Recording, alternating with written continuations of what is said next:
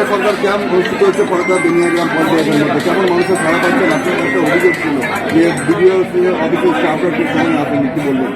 এটা বাস্তব সত্য যে এবারের বিডিও স্যারের নজরে আছে যে 1 বছর পর দুয়ারে সরকার হচ্ছে, এটা সবার জানা। সেক্ষেত্রে ভিড় হবে, এটা স্বাভাবিক। কিন্তু আমি বা আমাদের যে পঞ্চায়েতের স্টাফ এবং যারা ডাটা এন্ট্রি কাজ করে, আমি 9টার মধ্যে অলরেডি কমপ্লিট করে দিয়েছি। আমার 22খানা ছেলে আছে, 11টা ডাটা এন্ট্রি এবং অ্যাসিস্ট্যান্ট 11টা, 22টা। আমার পরিষেবা যা যা দেওয়ার আমি ঠিক দিয়েছি। তারপর দেখা যাচ্ছে যে এন্ট্রি করার পরে 11টা 15-এর মধ্যে বিডিও অফিস থেকে আংশিক লোক এসছে এবং কিছু আমরা প্রাইভেট লোক দিয়ে এটাকে পুনরায় আমরা চালু করলাম। এটা সরাসরি বিডিও অফিসের ব্যর্থতা, বিডিওর ব্যর্থতা। কেন হেনস্থা হবে? এই ভিড়গুলো জমতো না। আমরা ডাটা এন্ট্রির কাজ লাগিয়েছি অলরেডি 10টা থেকে আমাদের চালু হয়ে যায় কাজ। চালু হয়ে যাওয়ার পরে মানুষের যে ভিড়, একমাত্র এর জন্য দায়ী ভিডিও ভালো করে জানে যে এটা বড় পঞ্চায়েত, মুর্শিদাবাদ জেলার মধ্যে বড় পঞ্চায়েত এবং 1 বছর পর দুয়ারে সরকার হচ্ছে। তারপরে মানুষ ঠিকঠাক যে পরিষেবা পাবে সে ও জানতো।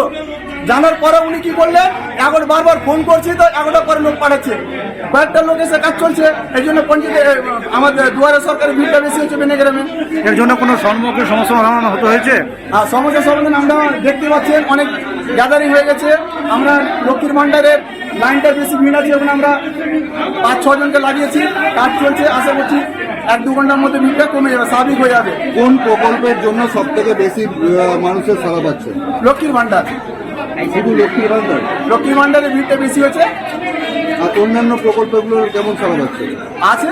দেখুন, ব্যাপারটা হচ্ছে আমরা আমাদের মমতাময়ী দিদি, ওনার কাছে আমি এই বার্তা একটা দিতে চাই যে বারবার একটা বয়স্ক লোক ঝোলা নিয়ে মেম্বারদের কাছে যাচ্ছে, প্রধানদের কাছে যাচ্ছে, বিডিও অফিসে যাচ্ছে, দুয়ারে সরকারে যাচ্ছে, কিন্তু সুরাহা পাচ্ছে না।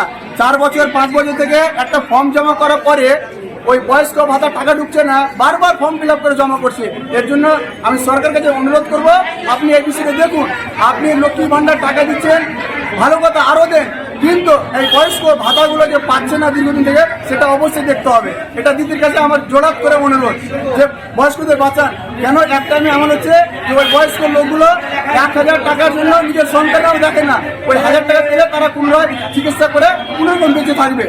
এটা পুরোপুরি ঘাটতি বলতে গেলে সরকার যদি সঠিক টাইমে টাকাগুলো দিয়ে দেয়, তাহলে তো মানুষ আর ভিড়টা জমতো না। আমার দুয়ারে সরকারের দরকার ছিল না গো, কিন্তু মানুষ করবেটা কি, যাবে কার কাছে? আমাদের কাছে আসছে, পঞ্চায়েতে মেম্বারদের কাছে যায়, প্রধানদের কাছে আসে। আমরা একটা কথা বলি, আপনার কাজ এন্ট্রি করা আছে, কিন্তু সরকার টাকা নিয়ে দিলে আমরা করবো কি? যার জন্য বারবার জ্যাম হচ্ছে। আজকে যদি বয়স্ক ভাতা টাকাগুলো দিয়ে তো তাহলে জ্যামটা লাগতো না। মাইকিং প্রচার করিয়েছি, ফেসবুকের মাধ্যমে দিয়েছি, সোশ্যাল মিডিয়াতে দিয়েছি, প্রত্যেকটা মেম্বারকে ফরওয়ার্ড করা হয়েছিল যে আপনারা নিজ এলাকাতে বলবেন। যথেষ্টভাবে আমরা দুয়ারে সরকারের জন্য প্রোগ্রামের জন্য আমরা প্রস্তুত ছিলাম। আমরা বাড়ি বাড়ি গিয়ে ওই গ্রামে ঘুরে পাড়ায় আমরা মাইকিং করেছি। এটা কোথায় গতি চলবে? এটা আজকে বইটা 4টা পর্যন্ত ডেট দেওয়া ছিল, ডেট দেওয়া আছে। আমার নাম মোহাম্মদ জাকির হোসেন। কোন পঞ্চায়েত? বেনিগ্রাম পঞ্চায়েত।